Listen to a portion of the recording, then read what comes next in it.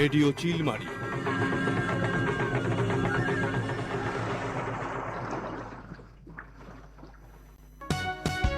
দুর্যোগ দুর্যোগ দুর্যোগ দুর্যোগে করি না ভয়ে, ঝড় বৃষ্টি বন্যা খরা রুখবো মোরা ভয়ে। শুরু হচ্ছে স্টুডিও থেকে সরাসরি সম্প্রচারিত দুর্যোগ ও জলবায়ু পরিবর্তন বিষয়ক সাপ্তাহিক অনুষ্ঠান দুর্যোগ ও পরিবেশ। রুখবো মোরা ভয়ে, দুর্যোগ দুর্যোগ দুর্যোগ। দর্শক ও শ্রোতা বন্ধুরা, আমাদের দেশে এমন একজনও মানুষ কি আছেন যিনি জীবনে অন্তত একবার বলেননি, আরে আর একটু বৃষ্টি হোক, গরমটা কমুক? কিন্তু সেই বৃষ্টি যখন টানা কয়েকদিন ধরে নামে, তখন আবার একই মানুষ বলেন, এই বৃষ্টি আর কত? দর্শক ও শ্রোতা, দুর্যোগ ও জলবায়ু পরিবর্তন বিষয়ক সাপ্তাহিক আয়োজন দুর্যোগ ও পরিবেশ অনুষ্ঠানে আজ আমরা কথা বলবো একটি অত্যন্ত গুরুত্বপূর্ণ বিষয় নিয়ে। আজকের বিষয় নির্ধারণ করা হয়েছে বন্যার সময় ও বন্যা পরবর্তী করণীয়। দর্শক ও শ্রোতা বন্ধুরা, আজকের পুরো আয়োজনে বন্যার সময় কি করবেন এবং বন্যার পানি নেমে যাওয়ার পর কি কি বিষয়ে সতর্ক থাকবেন এ নিয়ে কথা হবে। বন্ধুরা, অনুষ্ঠানে স্বাগত জানাচ্ছি আমি হুমায়রা হেনা। অনুষ্ঠানটি সরাসরি সম্প্রচারিত হচ্ছে রেডিও চিলমারি ৯৯.২ FM। সরাসরি দেখতে পাচ্ছেন রেডিও চিলমারির ফেসবুক পেজ www.facebook.com/radiochilmari-তেও। আপনারা এই অনুষ্ঠান সম্পর্কিত যে কোনো মতামত জানাতে পারেন কমেন্টস বক্সে, যা পড়ে শোনানো হবে অনুষ্ঠানের শেষ প্রান্তে। চলুন জেনে নেওয়া যাক কি কি থাকছে আজকের পর্বে। থাকছে কৃষক ভাইদের জন্য নিয়মিত আয়োজন আবহাওয়া বার্তা, রয়েছে বন্যার সময় ও বন্যা পরবর্তী করণীয় নিয়ে একটি প্রতিবেদন এবং একটি রেডিও নাটিকা। শুরুতেই জানিয়ে দিচ্ছি এ সময়ের আবহাওয়া বার্তা। বাংলাদেশ কৃষি আবহাওয়া তথ্য সেবা বলছে, কুড়িগ্রাম জেলায় তাপমাত্রা আগামী 5 দিন সর্বোচ্চ 32 থেকে 34 ডিগ্রি সেলসিয়াসে থাকতে পারে। এদিকে বন্যা পূর্বাভাস ও সতর্কীকরণ কেন্দ্র বলছে, গত 24 ঘন্টায় রংপুর বিভাগের তিস্তা, ধরলা ও দুধকুমার নদীসমূহের পানি সমতল হ্রাস পেয়েছে, যা আগামী একদিন অব্যাহত থাকতে পারে ও পরবর্তী 2 দিন বৃদ্ধি পেতে পারে। এবারে কৃষক ভাইদের জানিয়ে দেব সবজির ক্ষেত্রে কি করতে হবে। দমকা হাওয়া থেকে সবজি গাছের, বিশেষ করে লতা জাতীয় ফসলের ক্ষতি এড়াতে প্রয়োজনীয় ব্যবস্থা গ্রহণ করুন। বর্ষার এই মৌসুম নতুন বাগান করার জন্য অত্যন্ত উপযুক্ত সময়। বর্তমান আবহাওয়া পরিস্থিতিতে কুমড়া, ঝিঙ্গে, পটল এবং শসায় লাল কুমড়া বিটলের আক্রমণের সম্ভাবনা আছে। নিয়ন্ত্রণ করতে ম্যালাথিয়ন 57 ইসি প্রতি লিটার পানিতে 1.0 মিলি মিশিয়ে প্রয়োগ করুন। আবহাওয়ার বর্তমান পরিস্থিতিতে সবজিতে শোষক পোকার আক্রমণ দেখা দিতে পারে, তা নিয়ন্ত্রণের জন্য ডাইমেথোয়েট 2 মিলি বা অ্যাসিফেট 1.5 গ্রাম প্রতি লিটার পানিতে মিশিয়ে স্প্রে করুন। বৃষ্টিপাতের পর বালাইনাশক প্রয়োগ করুন। কৃষক ভাইয়েরা, গবাদি পশুকে বিভিন্ন রোগ থেকে রক্ষার জন্য পশু চিকিৎসকের পরামর্শ অনুযায়ী টিকা প্রদান করুন। পশুর থাকার জায়গায় মেঝেতে যেন পানি জমে না থাকে সেদিকে লক্ষ্য রাখতে হবে। গবাদি পশু উঁচু ও পরিষ্কার জায়গায় রাখুন। গবাদি পশুকে কাঁচা ঘাস ও দানাদার খাবার খেতে দিন এবং পরিষ্কার পানি পান করান। আবহাওয়া বার্তা তো দিয়েই দিলাম, এবারে বন্যায় কুড়িগ্রাম জেলার ক্ষয়ক্ষতি নিয়ে একটি প্রতিবেদন শুনে আসা যাক। কুড়িগ্রামে উজানের ঢল আর টানা বৃষ্টিতে সৃষ্ট বন্যার পানি নামতে শুরু করেছে। তবে পানি কমলেও বন্যার ক্ষতচিহ্ন এখনো স্পষ্ট জেলার বিভিন্ন এলাকায়। সবচেয়ে বেশি ক্ষতির মুখে পড়েছেন কৃষক ও নদী তীরের মানুষ। বন্যার পানিতে কুড়িগ্রামে প্রায় 500 হেক্টর জমির পাট, আমনের বীজতলা, সবজি ও অন্যান্য ফসল ক্ষতিগ্রস্ত হয়েছে। এতে সম্ভাব্য ক্ষতি নিয়ে উদ্বিগ্ন হয়ে পড়েছেন কৃষকরা। কৃষি সম্প্রসারণ অধিদপ্তর বলছে, বন্যা পরিস্থিতিতে দ্রুত পরিপক্ক সবজি সংগ্রহ করতে হবে। জমিতে পানি জমলে নালা কেটে নিষ্কাশনের ব্যবস্থা নিতে হবে। ক্ষতিগ্রস্ত জমিতে স্বল্পমেয়াদী ও পানি সহনশীল ফসল চাষের প্রস্তুতি নিতে হবে। সেই সঙ্গে আবহাওয়ার পূর্বাভাস ও স্থানীয় কৃষি কর্মকর্তাদের পরামর্শ নিয়মিত অনুসরণ করতে হবে। ফসলি জমি ক্ষতিগ্রস্ত হওয়ার পাশাপাশি শুরু হয়েছে তীব্র নদী ভাঙ্গন। জেলার বিভিন্ন নদী তীরে 36টি পয়েন্টে তীব্র ভাঙনে প্রতিদিনই নদীগর্ভে বিলীন হচ্ছে বসতভিটা, ফসলি জমি ও স্থাপনা।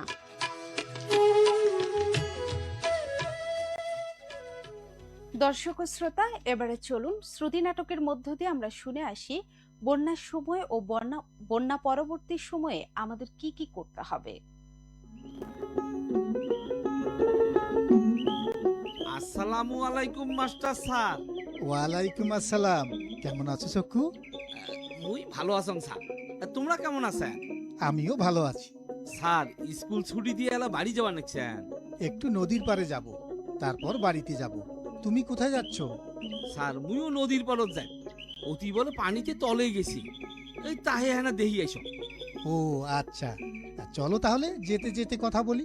হ স্যার, চলো। তারপর চক্ষু, বাসায় সবাই কেমন আছে? ছেলে মেয়েরা পড়াশোনা ঠিকমতো করছে তো? সবাই খুব ভালো আছে স্যার। আর মোর বেড়া বেড়ি খুব মনোযোগ দিয়ে পড়া পড়ে, এনা পড়বের বসার কথা কোয়া না কেনা। বাহ, তাহলে তো খুব ভালো। আরে ভাবি, এটা আপনি কি করছেন? মুই ফির কি করনুং মাস্টার ভাই? মুই তো থালি খোরা মানজি তাহে ধুবেন নেকছো। কিন্তু বন্যার পানিতে এসব পরিষ্কার করছেন কেন?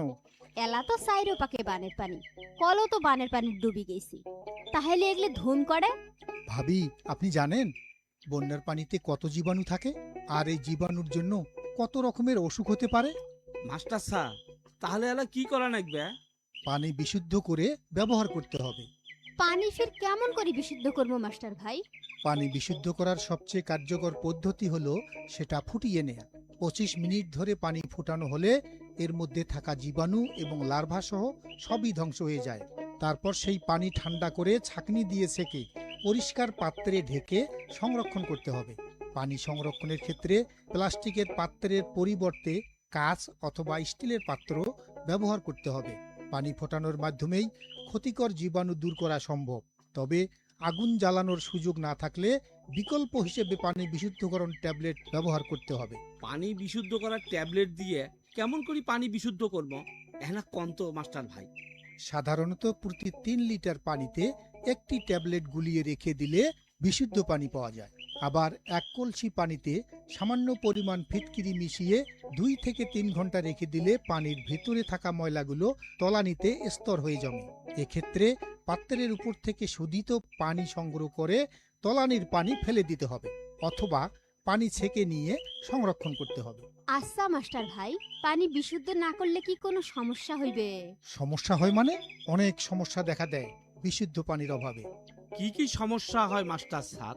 বন্যার পানিতে থাকা নানা ধরনের রোগ জীবাণু আমাদের শরীরে প্রবেশ করে ডায়রিয়া, কলেরা, টাইফয়েড, আমাশয় ও হেপাটাইটিসের মতো অসুখ হয়ে থাকে।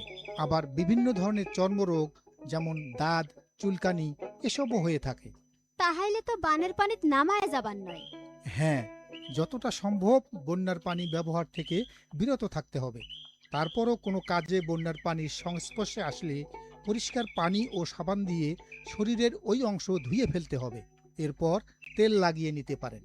মাস্টার স্যার, বানের পানি তো দেহং দুনিয়ার ঝামেলা, পানি নামি গেলে আর কোনো চিন্তাই থাকবেন না। বন্যার পানি নেমে যাওয়ার পরও কিছু কাজ আছে। তখন ফির কি কাম মাস্টার ভাই? বন্যার পানি নেমে যাওয়ার পর বাড়িঘর একটু ভালোভাবে পরিষ্কার করতে হবে। মাস্টার ভাই, পানি নামি গেলে তো বাড়ির জঙ্গলবাজি থাকে, ঝাড়া দিয়ে সামটিলে তো সব পরিষ্কার হয়ে যায়। এভাবে পরিষ্কার করলে তো হবে না। তাহলে কেমন করে পরিষ্কার করা লাগবে মাস্টার স্যার? শোনেন, ঘরে প্রবেশ করা পানি নেমে গেলেই কিন্তু ঘরটি নিরাপদ হয়ে যায় না। মেঝে, দেয়ালের নিচের অংশ এবং পানির সংস্পর্শে আসা অন্যান্য সামগ্রী জীবাণুমুক্ত ও শুষ্ক করা জরুরি। এজন্য মেঝেতে ব্লিচিং পাউডার কিংবা জীবাণুনাশক দ্রবণ দিতে হবে। সম্ভব হলে অন্যান্য সামগ্রী গরম পানি এবং সাবান বা ডিটারজেন্ট দিয়ে ধুয়ে নিতে হবে।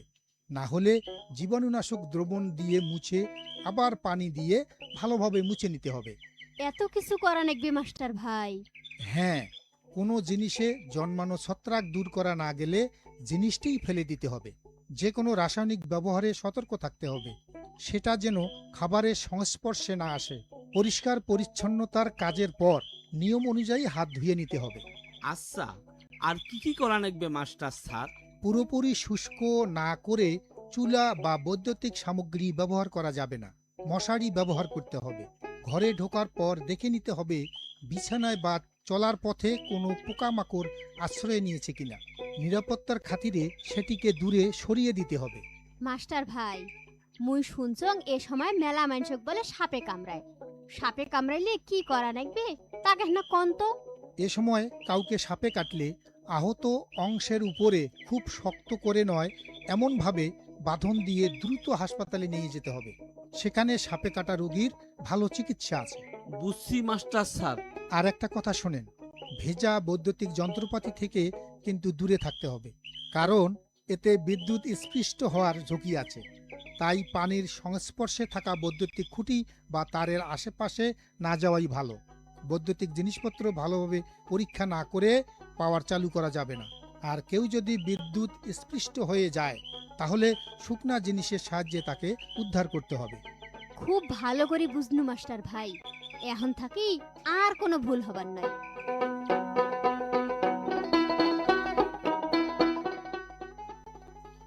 দর্শক ও শ্রোতা বন্ধুরা, অনুষ্ঠানটি সরাসরি শুনতে পাচ্ছেন রেডিও চিলমারি 99.2 FM এ, আর দেখতে পাচ্ছেন আমাদের ফেসবুক পেজ www.facebook.com/radiochilmari-তে। এবারে আমাদের দর্শক ও শ্রোতা বন্ধুদের কিছু কমেন্টস পড়ে আসা যাক। মিজানুর মিঠু লিখেছেন, অনেক মিস করছি রেডিও চিলমারিকে। জি, রেডিও চিলমারিও আপনাকে মিস করছে। লিখেছেন, জীবনের কথা অনেক অনেক শুভ কামনা। আপনাকেও ধন্যবাদ। জীবনের কথা লিখেছেন, নাটিকাটি অনেক ভালো লাগলো। জীবনের কথা আবারও লিখেছেন, সুন্দর অনুষ্ঠান। জি, ধন্যবাদ আপনাকে। আদিল সরকার লিখেছেন, গুরুত্বপূর্ণ বিষয় জানলাম। আপনাকেও ধন্যবাদ। কামরুল হাসান লিখেছেন, অনেক সুন্দর আয়োজন, সুন্দরগঞ্জ গাইবান্ধা থেকে শুনছি। আপনাকেও ধন্যবাদ। জীবনের কথা লিখেছেন, আজকে ভিডিও প্রতিবেদন থাকলে আরো ভালো হতো। আপনার মন্তব্যের জন্য ধন্যবাদ। এমডি তানভীরুল ইসলাম লিখেছেন, শুনছি। আশরাফুল হাসান স্বপন লিখেছেন, নয়াপাড় সাহেবের আলগা শান্তিময় রেডিও চিলমারি শ্রোতা ক্লাব। আপনাকেও অসংখ্য ধন্যবাদ আমাদের সঙ্গে যুক্ত হওয়ার জন্য। শ্রোতা বন্ধুরা, যারা এতক্ষণ রেডিও চিলমারি 99.2 FM এবং আমাদের ফেসবুক পেজ www.facebook.com/radiochilmari-তে আমাদের অনুষ্ঠানটি দেখলেন, সবাইকে অসংখ্য ধন্যবাদ।